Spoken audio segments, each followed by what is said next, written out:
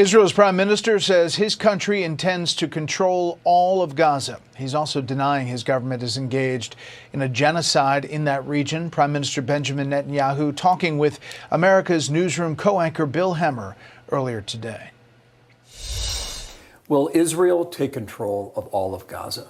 We intend to, in order to assure our security, remove Hamas there, enable the population to be free of Gaza, and to pass it to civilian governance. That is not Hamas and not anyone advocating the destruction of Israel. That's what we want to do. We want to liberate ourselves and liberate the people of Gaza from the awful terror of Hamas. Are you saying today that you will take control of the entire 26-mile Gaza Strip, as it was 20 years ago to this month in 2005? Well, we don't want to keep it. We want to have a security perimeter. We don't want to govern it. We don't want to be there as a governing body. We want to hand it over to Arab forces that will govern it properly without threatening us and giving Gazans a good life. That's not possible with Hamas. There are 20 hostages that the Israelis believe are still alive. And in recent events, the closer the IDF got to them, many of them were killed. Are you prepared for that? We're doing everything in our power to salvage the hostages. I think with a combination of the right military tactics and international pressure, we can get all of them, and certainly most of them, out. We're in the southern town of Rafah, near the Sinai Desert in Egypt, and that town has been flattened. And you have been accused of genocide. How do you respond? I mean, if we wanted to commit genocide, we wouldn't give 2 million tons of food to the population. And also the reason you see the flattened buildings is because Hamas booby traps every single building.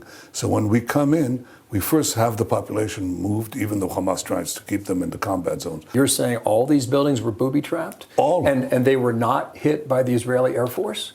No, what I'm saying is because it is building after building. Well, these house are, after house. Remember, these houses are empty to population. They booby trap the streets, they booby trap the buildings. So we go in and clear it away. And that's what you would do. That's actually, that's what you did. Reason why that's what you did in your war zones, too. The reason why this point is important for me to understand is we only saw one part of Gaza, and we did not see the rest of it. Your own soldiers have been accused of killing innocent Gazans who are in line for food. That's the accusation, almost on a daily basis. Can you defend that? Yeah, I could deny it because it's a Hamas accusation.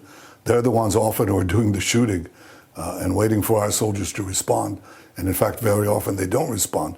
But all these stories are repeated ad nauseum, and the people don't even bother to check the facts. We're doing everything that we can to avoid civilian casualties. Will you allow more independent reporters to go into Gaza and see it for themselves? That's my conclusion. In fact, that's my instruction as of this morning to the military. And I said, that's exactly what you should be doing. Those who are lying are going to continue lying.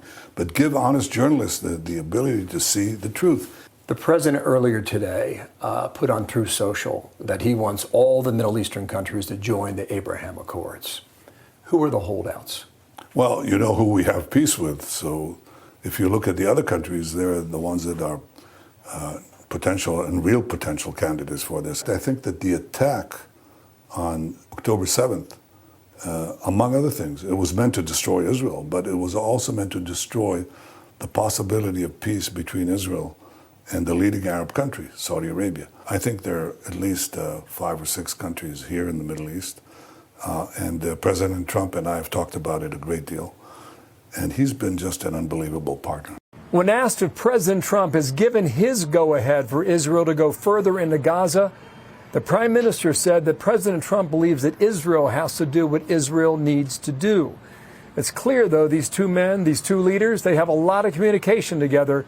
The last time they spoke, Netanyahu says, was about a week ago. Brett? Bill Hemmer in Jerusalem. Bill, thank you.